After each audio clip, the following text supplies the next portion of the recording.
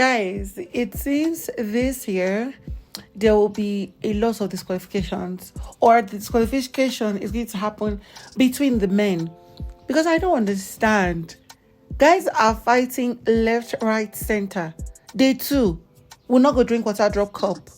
This is crazy. I didn't expect this. But then again, we were told it's going to be 10-10. And that's what we're here for.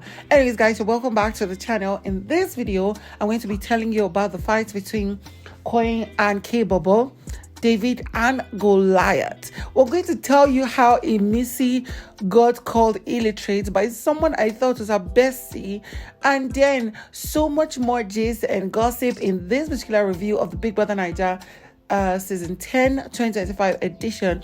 Again, this is a reminder, I do not attach long form videos of the Bbnaija Bbnaija show, just short clips to buttress the point of my analysis. And if you're okay with that, you're very welcome. If you're not, check it out on Instagram, Facebook, or TikTok. Some people post there fully. Anyways, let's get right into the gist. Crimes. Come beat it. Come do your worst. This is what they mess with my papa and say, Oh, motherfucker, come here and start disrespecting. I make dinner, bro. Just go manage that. Oh, are they hungry? So, some 20-30 minutes ago, something happened at the house. They had been done with, preparations for different things. I believe they were even done with the HOH Challenger game. And then, and then we noticed, what's his name? The chef guy, one of the guys who said they really love to cook, and that is Kaybobo. He was in the kitchen trying to cook, right? I think they had prepared some noodles and they were going to prepare a general meal for people to fill their stomachs, something around those lines. And, while he was cooking, I think they had prepared noodles and had separated and given some people or all the other housemates to eat for now. And they kept 2 noodles for Koyin, and Koyin didn't like that. Koyin was like, he was very hungry. When my own food, I'll be waiting, I go eat. Now these noodles, now only 2. I want more than 2 noodles. Are they hungry and stuff? Koyin was pissed, right? And then, Kaybobo was like, I don't understand. We go still cook general food. Not be only you, they hungry. Every other person, it take this same time. So waiting to agitate you. Before you know, the thing blew out of proportion. It blew out of proportion that, Koyin was shouting, which kind of nonsense talk with that? Wait, you could do it. Maybe because of food. Wait. I'm like, Kaybobo was holding himself. He would say some things. Literally, these guys were going to fight. One way or the other, these guys were going to go at each other.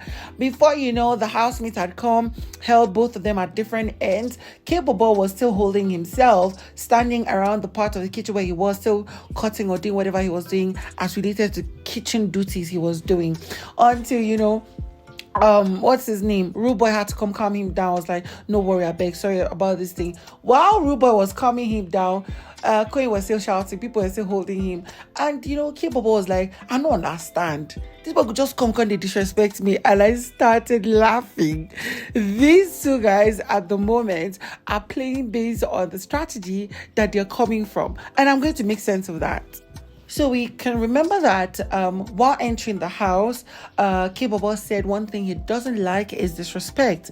And if he gets disrespect, he acts a certain way. Ebuka even asked him, what are you going to do? He says that the time comes, but he does not like to be disrespected. And he will put people in their place whenever he's disrespected.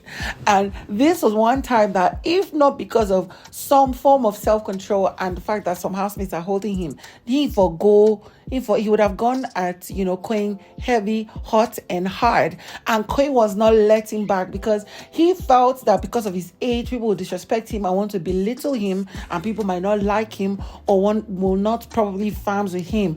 And, earlier he had cried. Now he's, shouting and a bit of tears. So I'm like, these guys. When this girl don't go, now they bounce down though. They tell me say one go be water. If you not pay me, now die. If pay me, die. So you are the one that if you left. Me and the G-Suite, Isabella, normal. I just send they do like this. And like I said, it is fights left, right, and center, guilt tripping, and all the 9 yards. So we noticed a Rooboy and his supposed soon-to-be bestie had a fight. And what was the fight about? They were having food, they were eating, I think it was last night or early in the morning, like in the morning today, something like that. And you know what? Kuture was caught and in the midst of eating, and he was like almost choking. And beside him or close to him was Rooboy, his supposed friend, and then Isabella. Now, while he was almost choking, he was kind of like signaling with his hand to Rooboy to please help him get water. Yeah. But then Rooboy was so drowned in the conversation and gist he was having with Isabella that he did not take note of that motion or notion to help me get water. When Isabella noticed it, she quickly stood up and ran towards the kitchen to get water for him. And in shock and surprise, according to Rooboy, he also stood up and quickly went after Isabella to collect the water from her and then took it to Kuture. Now, Kuture took the water, but then when he was done taking the water, he fled up. Basically, he was like, no, be you are just a beg. They say now you help me get water because I don't they choke. But do am. Now until this girl stand up, go, you can follow her. He pay me die and stuff. And Rooboy had to explain to the other housemates that I thought this guy was joking or playing because the motion he was making while he was choking isn't what typically anybody would do. I didn't know. And now he's trying to make me feel bad, guilt trip me as if I'm a bad person. And see, to be honest, their exchange was not supposed to be.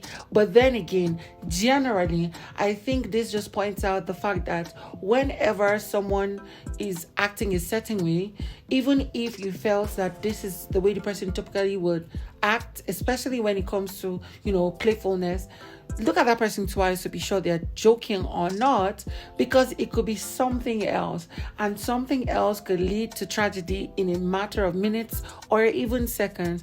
At the end, one way or the other, these guys found a way to settle their beef, because the other housemates helped to make each of them understand the point of view of the other person. Before you know, they were even dancing at the what do you call it? The HOA Challenger.